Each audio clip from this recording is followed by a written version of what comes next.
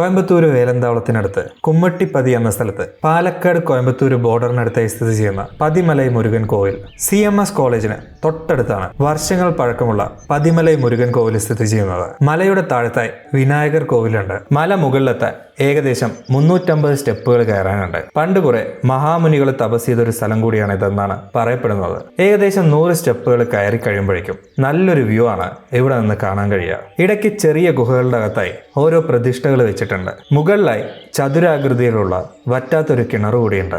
ഏറ്റവും മുകളിലെത്തിയാൽ മുരുകൻ കോവിൽ കാണാൻ കഴിയും. ഒരുപാട് ആർഭാടങ്ങളൊന്നും ഇല്ലാത്ത വലിയൊരു കോവിൽ. അകത്ത് കയറിയപ്പോൾ നല്ല ഭസ്മത്തിന്റെ മണമായിരുന്നു. സൺസെറ്റിന്റെ സമയം ആവാറായി.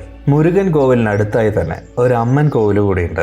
അതും കരിങ്കല്ല് വെച്ച് കെട്ടിയൊരു കോവിലാണ്. തമിഴ്നാട്ടിൽ സാധാരണയായി കാളി മാരിയമ്മൻ കോവിലെല്ലാം കണ്ടുവരുന്ന രീതിയിലുള്ള ത്രിശൂലങ്ങളും അതിലുള്ള മഞ്ഞളും കുങ്കുമവും നാരങ്ങയെല്ലാം ഇവിടെയും കാണാൻ കഴിയും. ഏറ്റവും മുകളിലെത്തി നോക്കിയാൽ പാലക്കാട് കോയമ്പത്തൂർ അതിർത്തിയിലായി സ്ഥിതി ചെയ്യുന്ന വാളയാർ ഡാമും ഇവിടെ നിന്ന് നന്നായി കാണാം. അവിടെയുള്ള മലബാർ സിമെന്റ്സിന്റെ ഫാക്ടറി എല്ലാം ഇവിടെ നിന്ന് കാണാൻ കഴിയുന്നുണ്ട്. പാലക്കാട് നിന്ന് 1 മണിക്കൂർ കൊണ്ട് എത്താൻ പറ്റിയ നല്ലൊരു വ്യൂ പോയിന്റും വ്യത്യസ്തമായ ഒരു മുരുകൻ കോവിലും ഇവിടെയുണ്ട്. പിന്നെ ഈ മലയുടെ താഴെയായ ഒരു ഗുഹയുണ്ട്. അവിടെ കല്ലിൽ കൊത്തിവെച്ചിരിക്കുന്ന കുറെ പെയിന്റിങ്സും ലിപികളെല്ലാം കാണാൻ കഴിയുമെന്നാണ് പറയുന്നത്. ഇരുട്ടായ കാരണം ആ ഗുഹയിലേക്ക് പോകാൻ കഴിഞ്ഞില്ല. താഴത്ത് നിന്ന് നല്ലൊരു സൺസെറ്റ് കൂടി കാണാൻ കഴിയും. ഡീറ്റെയിൽ വീഡിയോ നമ്മുടെ യൂട്യൂബ് ചാനലിലുണ്ട്, കാണാൻ മറക്കരുത്.